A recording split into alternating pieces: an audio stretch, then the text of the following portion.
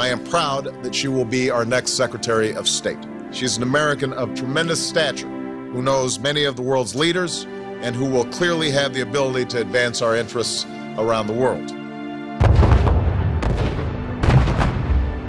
Rockets continue to fire from Gaza, and massive explosions rock Gaza City. There is panic and fear in the streets of Israel tonight. This as Israeli warplanes pounded the Gaza Strip.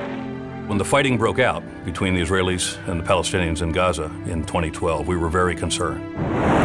He dispatched Secretary of State Hillary Clinton to the Middle East. She got on a plane with a small group of people, no press, flew through the night. After intense shuttle diplomacy with Israel, the Palestinian Authority, Egypt, she did it.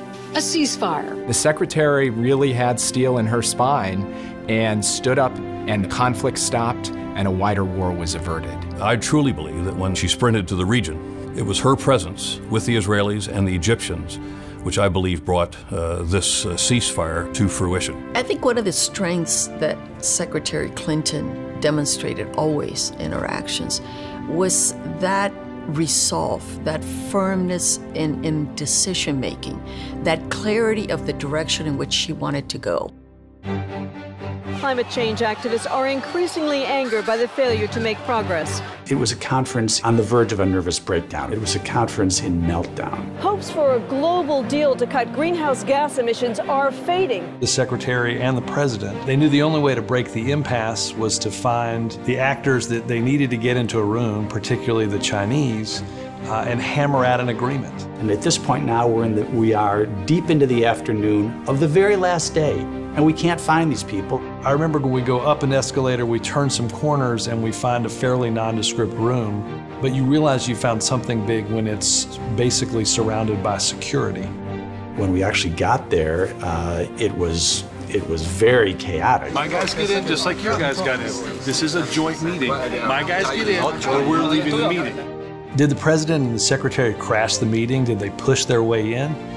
Yeah, it was the only way to get real progress on climate change.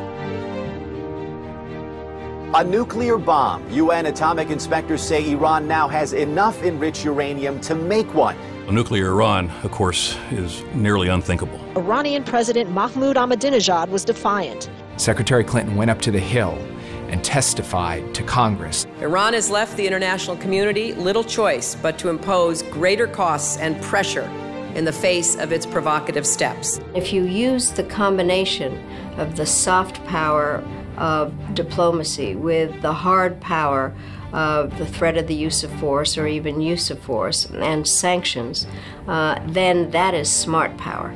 But without the international community also having tough sanctions against Iran, there was no chance that Iran would come to the table.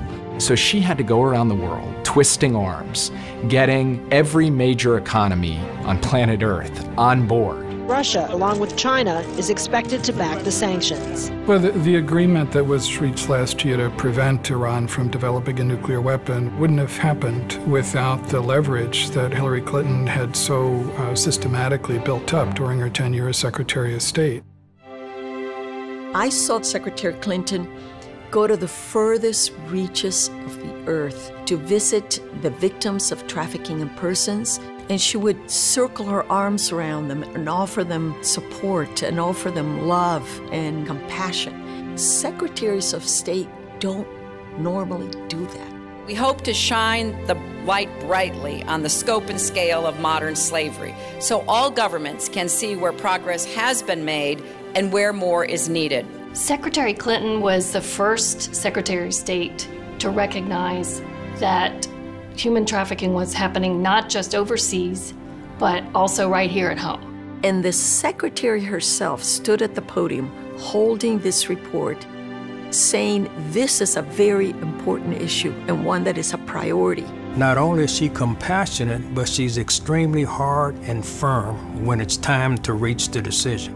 Hillary Clinton has the experience, has the understanding, most importantly, has the toughness necessary to make the kinds of decisions that this country needs to make if we're going to be a world leader.